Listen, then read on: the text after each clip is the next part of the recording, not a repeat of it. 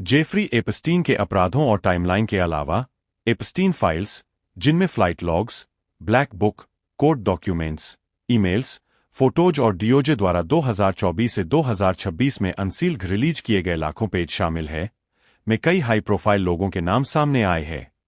ये नाम उनके साथ कनेक्शन, जैसे फ्लाइट्स पर यात्रा, मीटिंग्स, ईमेल्स या ब्लैक बुक में एंट्री, दिखाते हैं। लेकिन ज्यादातर मामलों में इन पर कोई गलत काम का आरोप नहीं लगा है, सिर्फ एपस्टीन से संपर्क था। कुछ पर आरोप लगे हैं, जैसे प्रिंस एंड्रयू पर, लेकिन वे इनकार करते हैं।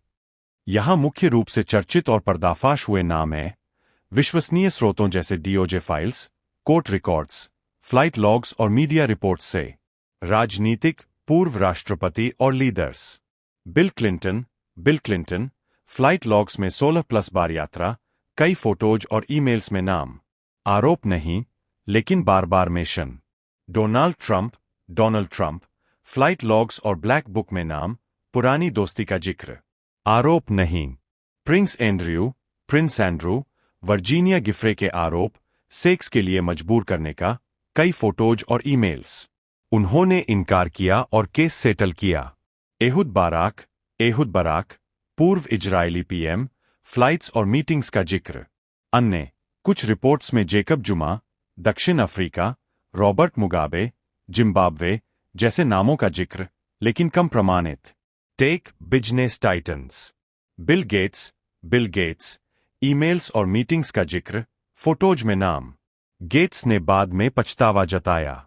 एलोन मस्क, ईमेल्स में ट्रैवल प्लान्स का जिक्र, लेकिन मस्क ने कहा कभी आइलैंड नहीं गए। सर्गेई ब्रिन, गूगल को फाउंडर, पुरानी meeting plans. Reid Hoffman, LinkedIn founder, black book में।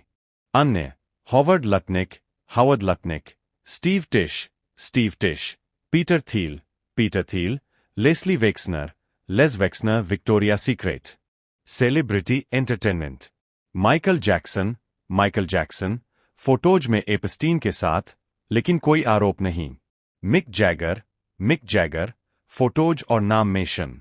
केविन स्पेसी, नाम और मीटिंग्स का जिक्र। Chris Tucker, Phil Collins, Minnie Driver, Diana Ross, Woody Allen, black book या फोटोज में। डेविड कॉपरफील्ड, नाम मेंशन, लेकिन कोई आरोप नहीं। अन्य प्रमुख नाम। एलन डर्शोविट्ज, एपस्टीन के वकील, आरोप लगे लेकिन इनकार। स्टीव बैनन, मीटिंग्स और ऑफर का जिक्र। रिचर्ड ब्रांसन, नाम मेंशन। जेन लुक ब्रुनल, मॉडलिंग एजेंट, फ्लाइट्स पर 25+ बार, बाद में आरोपित, मौत हो चुकी। महत्वपूर्ण बात, ये नाम पर्दाफाश इसलिए हुए क्योंकि डीओजे ने 2025 से 2026 में लाखों पेज रिलीज किए, जिसमें flight logs, black book, emails और फोटोज शामिल है। लेकिन नाम होने का मतलब अपराध नहीं, कई सिर्फ सोशल, बिजनेस कनेक्शन थे। कोई ऑफिशियल क्लाइंट लिस्ट नहीं है, बल्कि ये एसोसिएट्स कॉन्टैक्ट्स है। अब हम बात करेंगे एपस्टीन ने क्या किया। मुख्य अपराध। एपस्टीन पर मुख्य आरोप थे कि उन्होंने नाबालिग लड़कियों, कई 14 से 17 साल की उम्र की, को सेक्सुअल मसाज और यौन गतिविधियों के लिए भर्ती किया, उन्हें पैसे दिए और अपने दोस्तों तथा सहयोगियों को भी उपलब्ध कराया। यह एक पिरामिड स्कीम जैसा नेटवर्क था, जहां पीड़ित लड़कियां और लड़कियों को भर्ती करने के लिए इस्तेमाल की जाती थीं। उनके पीड़ितों की संख्या 1000 से अधिक बताई जाती है, जिनमें से कई हाई स्कूल छात्राएं थीं। उन्होंने अपने घरों, private island, little street, James, जिसे पेडोफाइल आइलैंड भी कहा जाता है, और अन्य संपत्तियों पर ये अपराध किए। अपराधों में शामिल था नाबालिगों को मसाज के बहाने सेक्सुअल एक्ट्स के लिए हायर करना, उन्हें सेक्स ट्रैफिकिंग करना यानी यौन उद्देश्यों के लिए ले जाना और इस्तेमाल करना, सहयोगियों के साथ मिलकर नेटवर्क चलाना, जहां लड़कियों को गिफ्ट के रूप में दिया जाता था। कई मामलों में बलात्कार और यौन शोषण। एपस्टीन की मुख्य सहयोगी घिस्लाइने मैक्सवेल थीं, जो उनकी पूर्व गर्लफ्रेंड और एसोसिएट थीं। मैक्सवेल लड़कियों को भर्ती करने, ग्रूमिंग, तैयार करने और ट्रांसपोर्ट करने में मदद करती थीं। 2021 में मैक्सवेल को सेक्स ट्रैफिकिंग के लिए दोषी ठहराया गया और 20 साल की सजा दी गई। एपस्टीन के कनेक्शन दुनिया के प्रभावशाली लोगों से थे, जैसे पूर्व अमेरिकी राष्ट्रपति bill Clinton, Donald Trump, Britain के प्रिंस एंड्रयू, बिल गेट्स और अन्य सेलिब्रिटी। हालांकि कई ने आरोपों से इनकार किया है, लेकिन उनके साथ यात्राएं और मीटिंग्स के रिकॉर्ड्स है। उदाहरण के लिए, वर्जीनिया गिफ्रे, वर्जीनिया जायफा नाम की पीड़िता ने दावा किया कि एपस्टीन और मैक्सवेल ने उसे प्रिंस एंड्रयू के साथ सेक्स के लिए मजबूर किया। अपराधों का टाइमलाइन, वास्तविक घटनाएं। यहां एपस्टीन के अपराधों और कानूनी कार्रवाइयों का क्रोनोलॉजिकल विवरण है, जो पुलिस जांच, कोर्ट रिकॉर्ड्स और FBI रिपोर्ट्स पर आधारित है। 1996 मारिया फार्मर नाम की एक महिला ने एपस्टीन के शोषण की रिपोर्ट FBI को की, लेकिन कोई जांच शुरू नहीं हुई। यह सबसे पुरानी ज्ञात शिकायत है। 2005 मार्च, फ्लोरिडा के पाम बीच में पुलिस जांच शुरू हुई। एक 14 साल की लड़की के पेरेंट्स ने शिकायत की कि एपस्टीन ने उसे मसाज के बहाने पैसे दिए और यौन शोषण किया। जांच में दर्जनों नाबालिग लड़कियों ने बताया कि एपस्टीन ने उन्हें सेक्सुअल मसाज के लिए हायर किया और पैसे दिए, आमतौर पर $200 से $300 प्रति विजिट। लड़कियां स्कूल से सीधे उनके घर आती थीं। 2006 मई, पुलिस ने एपस्टीन पर कई काउंट्स में नाबालिगों के साथ अवैध सेक्स के आरोप लगाने की सिफारिश की, लेकिन स्टेट अटॉर्नी बैरी क्रिशर ने केस ग्रैंड जूरी को भेजा।